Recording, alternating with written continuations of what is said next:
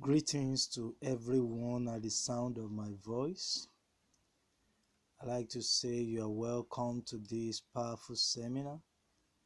I'm so grateful to be part of this great move of God in our time.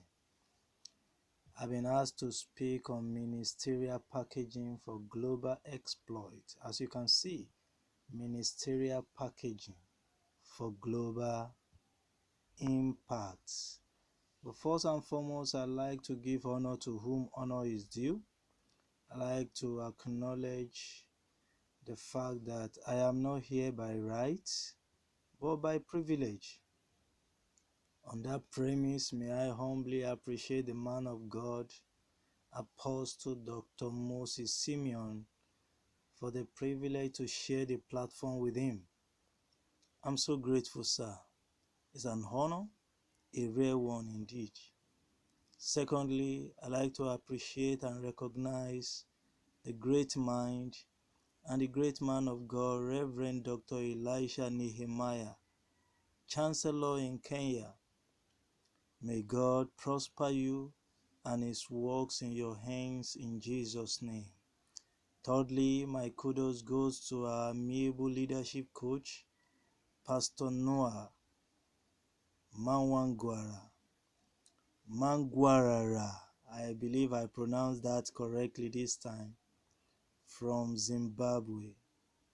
He's a loaded man, and his contents are powerful. God bless you, sir. I believe we are going to meet so soon. Very soon, I believe that. Lastly, I like to bless God for the opportunity to speak in this great meeting and for the rare privilege of addressing great men and women of God in Africa.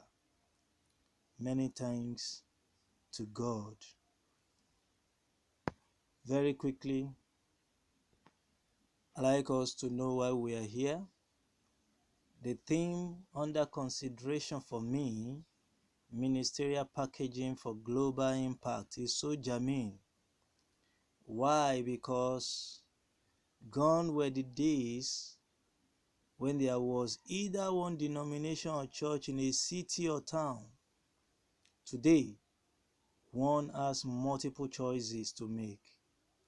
Gone were the days of Eli, the priest, when the word of God was so scarce and there was no open vision. Today, the word of God is everywhere you turn. On the internet, in churches, in denominations, and ministries everywhere. And to crown it all, there are open visions everywhere. And the book of the Bible is no more sealed, but opened. Therefore, everyone has a choice. Consequently, the question will be, how do I become visible and not hidden as a minister and as a ministry? How would I become known, recognized, appreciated, and make impact and not lost in the crowd? How do I make a bent and dent impact without compromising the truth of the gospel? So, this is why we are here. I don't want to get lost in the crowd. I don't want to be unknown. I want my work to be visible. I want it to be impactful. I want to leave a bent and a dent impact on my generation. See, one thing is very clear as an example. If you as a believer move to a new environment, there are questions basically you will have to ask yourself. Would you like to make your church a place of worship?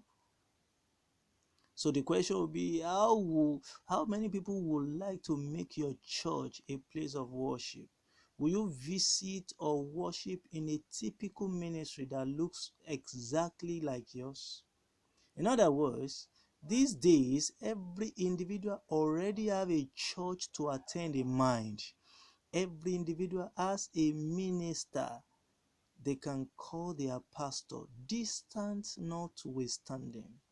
So, we must consciously position and reposition the minister and the ministry for global audience, global recognition, global awareness. Consequently, your rewards will come from above and from abroad. Like us to go directly to the main points. Number one, ministerial packaging. So I'll begin to address this matter. Now let's consider what is ministerial packaging. First and foremost, ministerial packaging is not faking it to make it. I want you to know it is not faking it to make it. Ministerial packaging is simply the projection, the branding, and the public image of the minister, the ministry, the programs, the congregation, and the contents. What is the people's perception? What is the public perception of the minister, of the ministry, of the programs of the minister or the ministry, of the congregation, the audience, and the content of the minister or the ministry? That is exactly what we mean by ministerial packaging.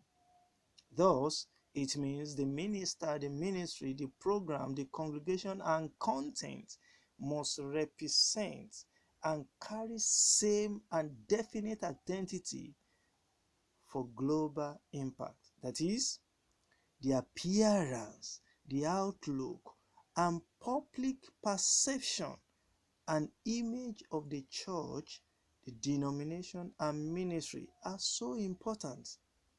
For instance, Jesus was asking his disciples. One day, Jesus knew himself, he knew his purpose, he knew what he carried, but he also knew that the way people receive him is so important. So he asked his disciple, what do people say the Son of Man is? Who do they take me for? And they began to tell him many things. He began to tell them, this is who I am. So he knew himself, but he wanted to know what was in the mind of the people, because it was important as well. So the public perception, the public picture, the public belief of the minister, of the ministry, of the program, of the congregation and content is very germane. So that is exactly what we are talking about. So why packaging? Why must we package the minister? And why must we package the ministry? Why must we package the content? Why must we package our doings, our actions, our contents? We do this for the following reason. See, the reality is that there are a lot of people that perhaps have similar talent, gift of vision as you, aka your contemporaries in the ministry or in business. In quote, those are your competitors. Whether we like it or not, there are people who are running on the same track like you.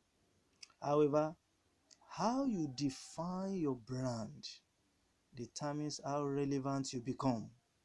Your brand is the perception of your audience, your congregation, your clients, or customers about you and your ministry or your business, as the case may be.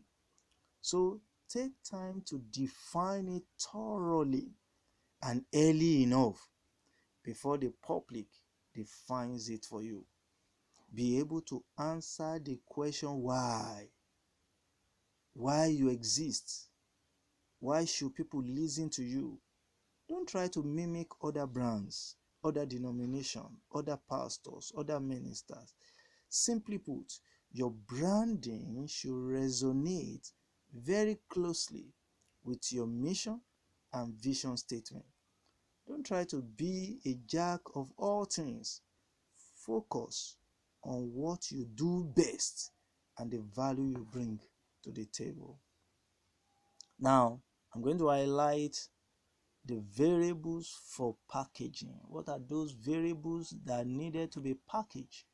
Number one, I mentioned them the other time. The variables number one that needs to be packaged is the minister. The minister needs to be packaged. The first identity of the ministry is the minister. The mentality, the content of the minister, the growth of the minister determine the growth of the ministry. A minister can grow enough. If a minister can grow enough, definitely the ministry will go. So, but if the minister cannot grow, the ministry will never grow. How do you know the minister is growing? Check him out, his outlook, his appearance, the public image about him. What is his impact?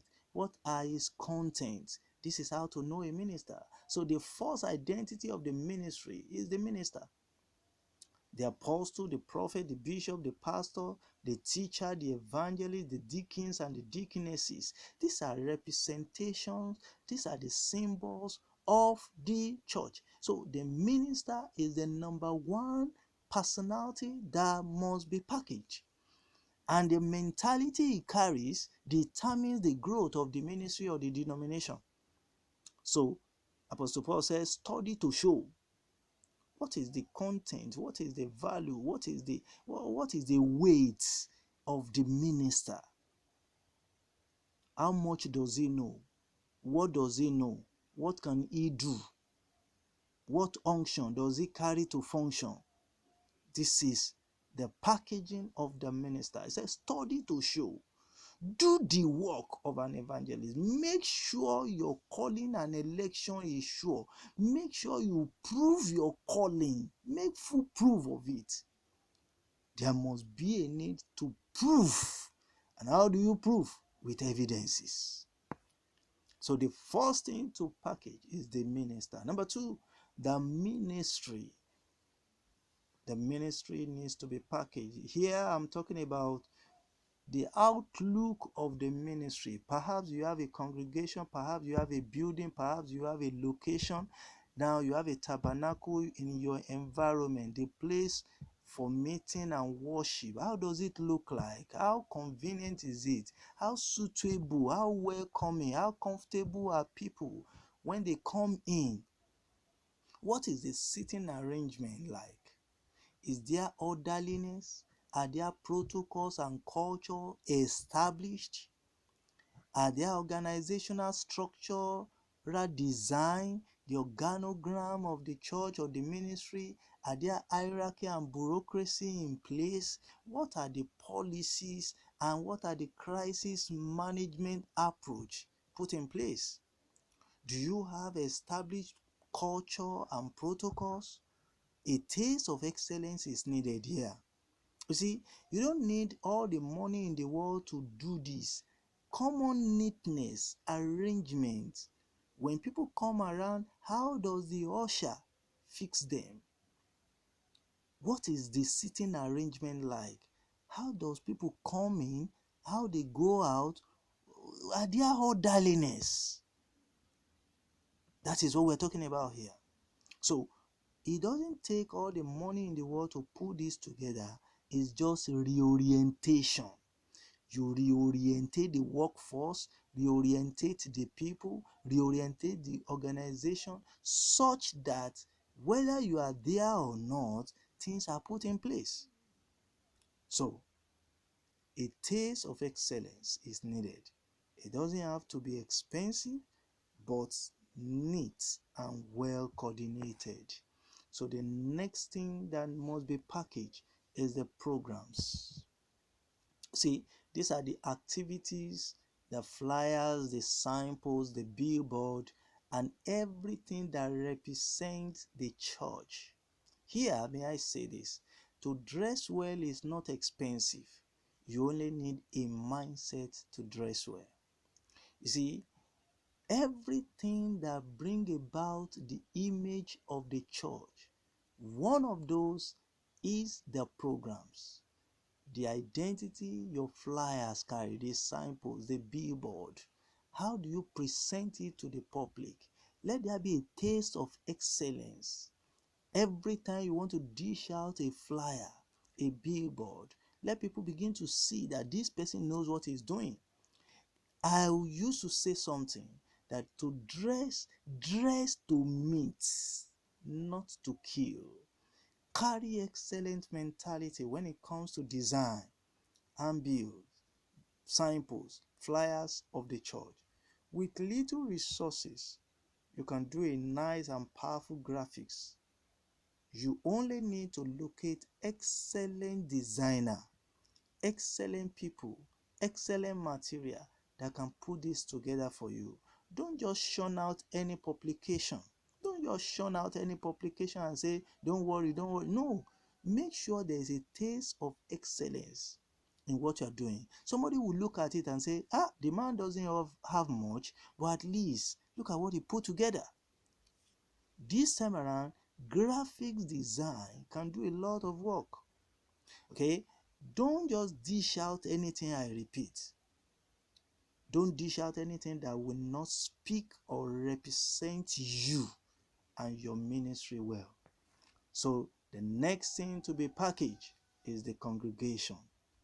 See, the target congregation, your audience, your community, your nation, the political class or class of people. Whether you have the congregation now or they are your targets, you need to package them, and you need to visualize what kind of people are you looking for. So as leaders, God has given us a mandate. If we are going to be impactful, the first question we must ask ourselves is, who are our targets? Who are our targets? How do we reorientate? How do we impact these people to bring out the best in them? Once you have an answer to this question figured out, it is the first step in creating the right strategy in impacting a generation.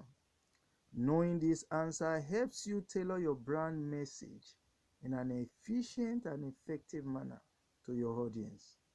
Understanding your target audience means knowing their emotional strengths and weaknesses. Now, lastly, what should be packaged?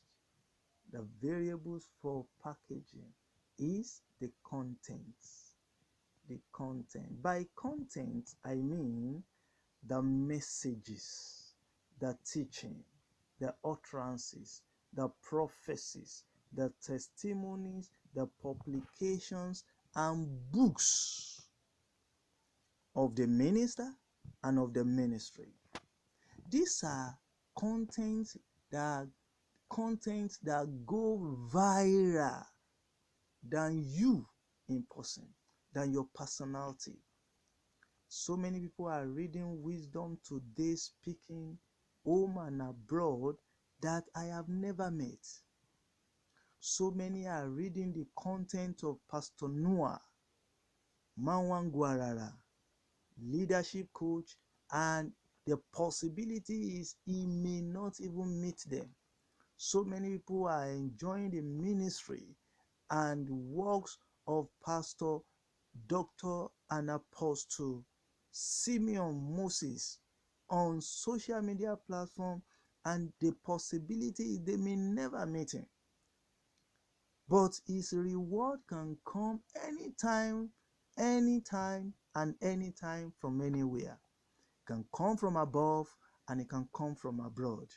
So the content you are dishing out, your messages, your teachings, your utterances, your prophecies, your testimony, your publications and books is very important. So, but one thing is clear, I've observed that ministries and ministers this age have no problem of content. We have content. Content is not our problem.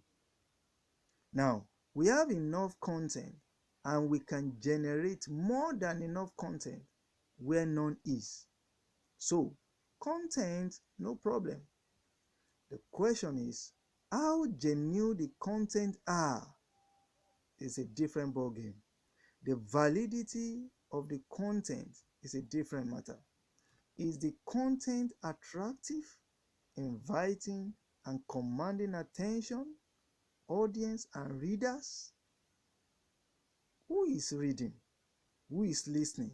Who is following the content? What is the percentage impact of the content? How many are testing? How many are longing? How many are hungry for the content? That should be the germane question here. Why did I say that? It is folly and a waste of time, a waste of resources, and a waste of substance to continually dish out a food nobody eats. Significantly, there might not be anything wrong with the dish or the food. It might just need repackaging.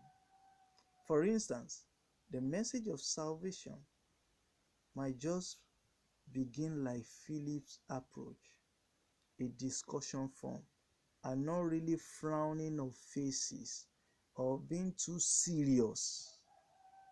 Message of resurrection could be of a joyful sound instead of presenting it as if one must die now. The message of tribulation period could as well be presented and delivered in a civilized manner. In other words, the topic should be softening, amiable, appealing, inviting, relational. People should be able to relate with it, compelling and motivational. The delivery approach and presentation should be welcoming. Content, still talking content. Content and its campaign should be social and socially compliant. You see, we have to take the issue of content so seriously. Many of us, we have so much to dish out. We are loaded. We are powerful, but nobody is listening to us. So, our content should be social and socially compliant. It should be relevant for relational discussion, deliberation, and interaction. These days, content are exposed via social media platform. How? If you know your content cannot stand criticism, if your content cannot stand criticism, don't bring it up at all. If your content cannot be defended universally and scripturally, don't even bother to bring it up. Many content cannot go beyond the confines of their local church, local denomination, nations, and tribe because of sentiment, culture, and traditional coloration webbed around it and with it. Such should not bother about global impact. Such should just maintain, sustain, and stay where they are. Today, great men of God's content are challenged and criticized. Their contents, messages, and acclaimed and proclaimed testimonies are under attack because it lacks credibility. Again, it is also very important for every content to be practical and pragmatic. Audience should be able to relate with it, practice, and put it to work. It shouldn't be theoretical. So let's talk about the global impact. Global impact is how we effect change and maximize impact and resources through our ministry globally, that is, beyond our local space. We live in a world where change is constant And in order to stay relevant, we have to be flexible and adaptive to change. Some of the common changes we are seeing in the world today are rapid technological advancement, change in consumer taste, change in values, change in culture, change in product, and more. While most of these changes are evident mostly in the secular world, they directly or indirectly impact and affect the ministry God placed in our hands. We are going to be impactful amidst the ongoing changes. We need to be equipped, knowledgeable, positions to penetrate our target audience. Companies and organizations constantly update their marketing strategy as needed to reach their target market and to keep them engaged in their products and services in an effective manner. With the growth of the internet, it is easy to achieve global branding in today's world. So let's quickly look at the importance of ministerial packaging. Importance of ministerial packaging. Number one, packaging gets you recognition. Now, if you want to be globally recognized, there are standards, there are protocols, there are things to do. So packaging gets you recognition. In other words, how you brand yourself determines the recognition you get. The right branding will get your name, your logo, your brand out there quickly to your target audience. There is a common saying, dress how you would like to be addressed. So packaging gives you that recognition. Number two, packaging increases your ministerial value. Packaging increases your ministerial value. Proper branding will increase your ministerial value. It will determine the quality of people that demands your presence or services.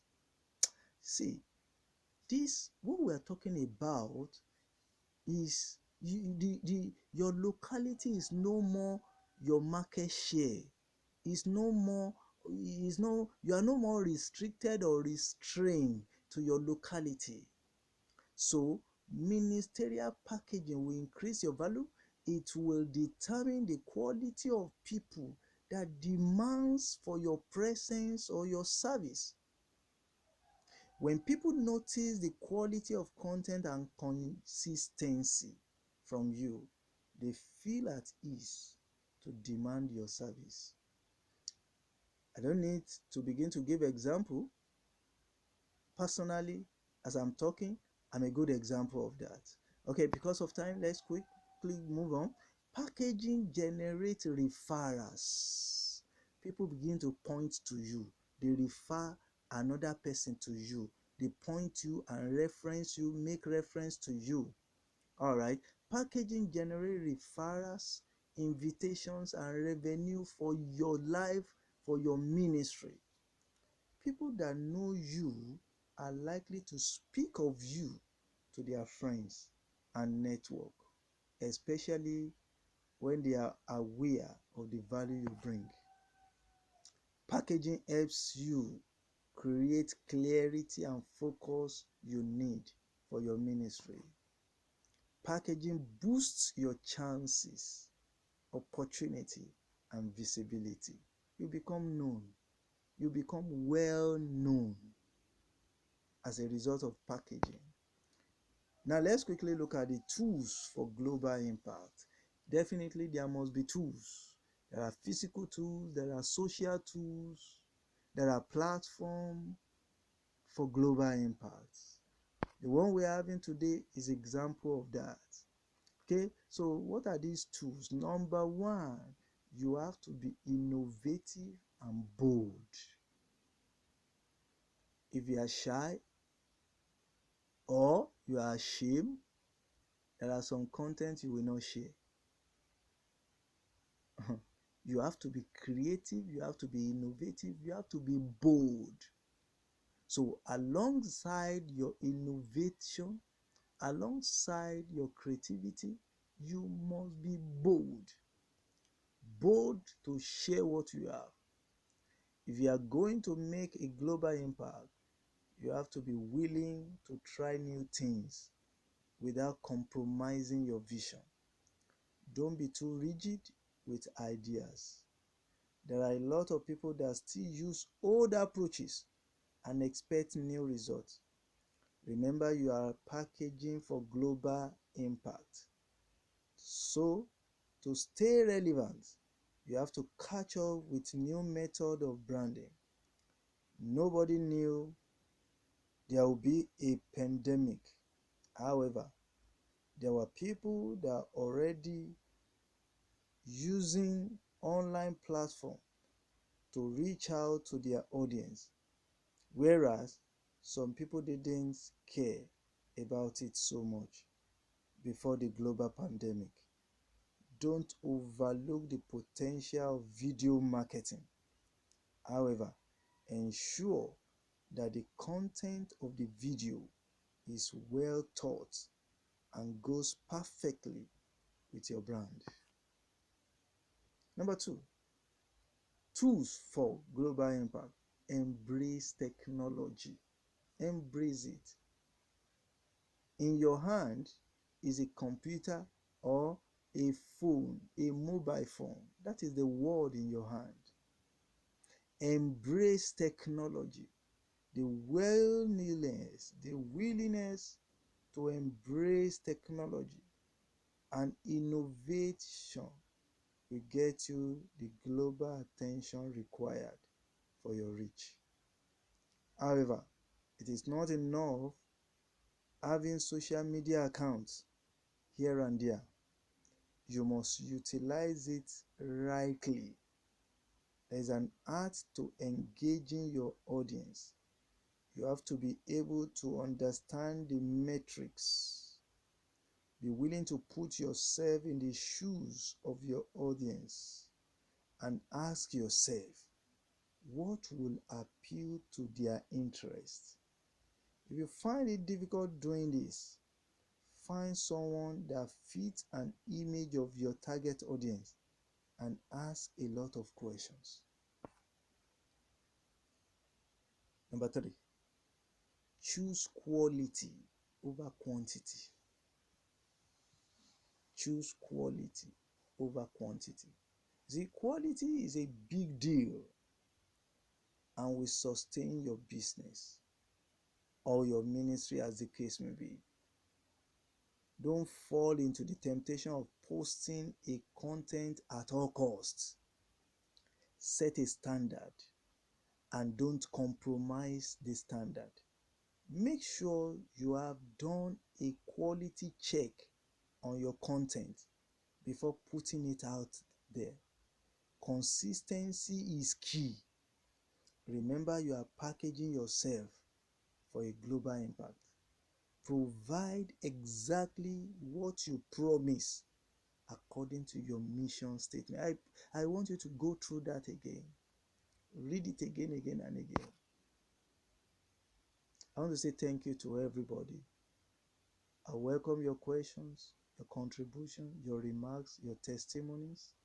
My name is John O. Alabi, your practical wisdom coach, Wisdom Today Speaking.